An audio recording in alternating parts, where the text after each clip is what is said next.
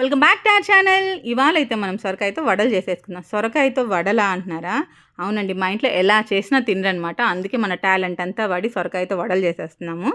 అందుకోసం 3 medium size onion చిన్న చిన్న ముక్కలుగా కట్ చేసుకున్నాము. 15 నుంచి 20 పచ్చిమిరపకాయలు కూడా చిన్న చిన్న ముక్కలుగా కట్ చేసుకున్నాము. సగం సొరకాయని చక్కగా పీల్ చేసేసి దానిలో ఉండే విత్తనాలు అవన్నీ తీసేసి మంచిగా తురిమి పెట్టేసుకున్నాను. దాంట్లోనే 300 నుంచి 400 గ్రాముల వరకు బియ్యపిండి పట్టిందండి. దానికి సరిపడా సాల్ట్, జీలకర్ర అండి. ఈ జీలకర్ర వేయడం వల్ల ఈ సొరకాయ వడలు చాలా బాగుంటాయి. ఇక్కడ మనం ఎటువంటి వాటర్ యాడ్ చేయట్లేదు. ఆల్రెడీ సొరకాయలో వాటర్ ఉంటాయి కాబట్టి సొరకాయని గట్టిగా ఇలా పిసుకుతూ ఆ పిండిని కలిపేసుకుంటాం అనమాట. అందుకే పిండి అంతా మీరు ఒకసారి వేయకుండా కొద్దిగా వేసుకుంటూ ఇలా కలుపుకున్నారంటే అర్థమైపోతుంది.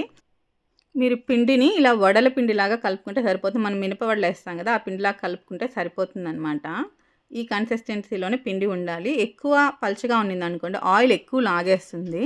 ఆయిల్ బాగా వేడయ్యాక కొంచెం పలుచగానే ఒత్తుకోండి. హై ఫ్లేమ్లో పెట్టుకొని కాల్చుకుంటే సరిపోతుంది. కొంచెం లావు చేసినప్పుడు మాత్రం మీడియం ఫ్లేమ్లో పెట్టుకొని 2 వైపులా కాల్చేసుకుంటే చక్కటి సొరకాయ వడలు రెడీ. అసలు మీరు ఎన్ని వడలు పెట్టినా ఇంకోటి కావాలి అని అడుగుతారు, అంత బాగుంటాయన్నమాట.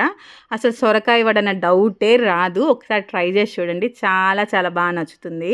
మీ పిల్లలు ఎవరైనా సొరకాయ తిన్న వాళ్ళు ఇంట్లో ఎవరైనా ఉంటే మాత్రం ఖచ్చితంగా ఇలా పెట్టండి. నోరు తెరవకుండా తింటారు. మళ్ళీ చేయమని అడుగుతారు. నేను చేస్తుంటే మధ్యలో శ్రీత వచ్చిందమ్మా నేను చేస్తానమ్మా అని చెప్పి. యాక్చువల్గా తను అసలు సొరకాయ తిందనమాట, తనకు తెలియదు కదా, పిండి కలిపేశాను. మీరు ట్రాలింగ్ చెయ్యి గైస్, ఇట్లాంటమ్మా ఎవరు కొద్దిగా చేయగలిగితే వీడియో తీసుకుంటుంది. ఏ మనిషి మానువా. పిండి కలిపిన తర్వాత వచ్చిందనమాటమ్మా నేను చేస్తాను అని చెప్పి. రావడంతోనే చేయగాల్చుకున్న తర్వాత చెప్పానమాట, కిచెన్లో ఇట్లాంటివన్నీ చాలా సహజం, సర్వసాధారణం. చేసేటప్పుడు చాలా జాగ్రత్తగా చేసుకోవాలి, ఏం పర్వాలేదు చేయమని చెప్పానమాట. సో నిజమే కదండి, కిచెన్లో ఇట్లాంటివన్నీ పిల్లలకి అలవాటు చేస్తే తర్వాత వాళ్ళకి ఎట్లాంటి ప్రాబ్లం ఉండదు కదా. సో సొరకాయ తిన్నా నేనే తిన్నా అంటే you must give it a try.